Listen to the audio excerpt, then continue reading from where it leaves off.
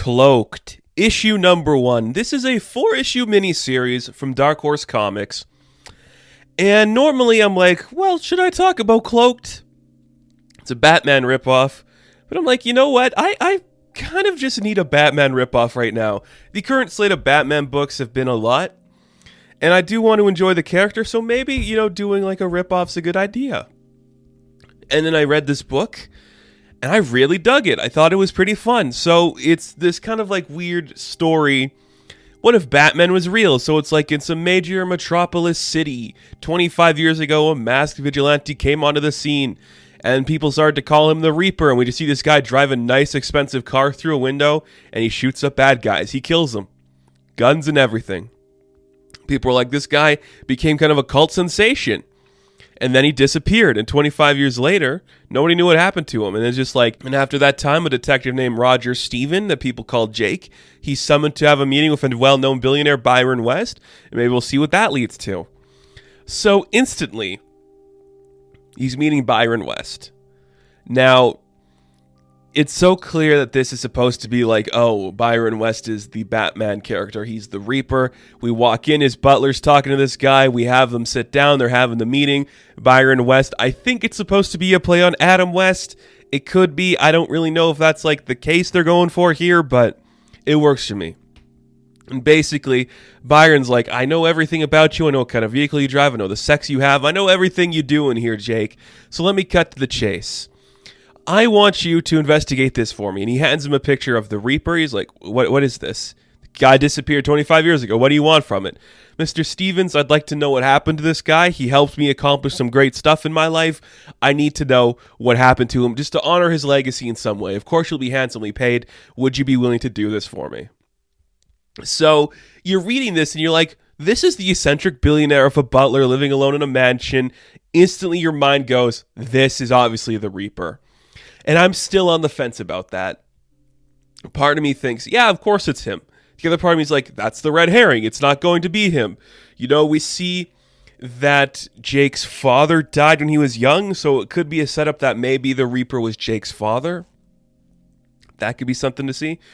But basically, this Byron West guy is like, I will pay you $25,000 up front, $5,000 a month plus expenses, and once we're done finding what happened to him, you could have $100,000. Sound like a deal? He's like, I guess so. How can I say no to that kind of money? So later, he heads over to the precinct. He just quit his job. He's talking to an old school detective lady, and he's like, you were working the case there on that guy, right? Like the vigilante guy? She's like, yes, I was. It's like, well, I'm working on a big case. It's big money for me.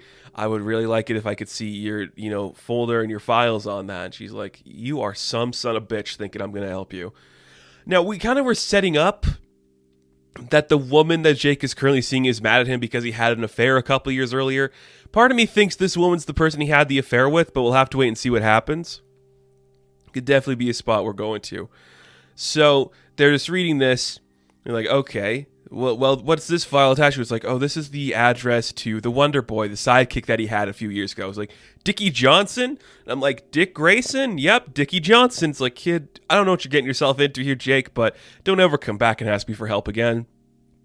So we see Jake heads to the address that he got on the file. He goes to talk to Dickie Johnson, and it's really cool.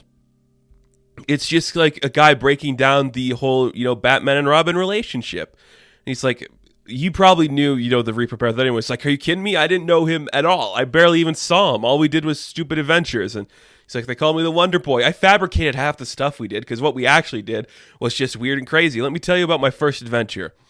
I'm standing on the side of a street. This guy comes in. He's like, can you put this costume on and walk inside this building for me? I'm a child, so I don't know how to say no. I'm like, okay, sure. Go inside this building. There's people there in a forklift in a warehouse. They're like, what's this kid doing here? We should do something about this kid. They point a gun at the kid. He gets so scared he pisses himself.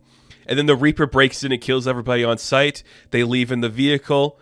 And it's just so crazily creepy.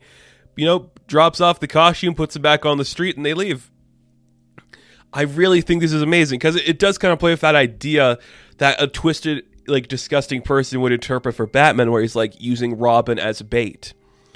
And that is just really interesting here because I'm like, yeah, you're really just setting up this kid to be the bait, and you could do something with that later. Very fascinating.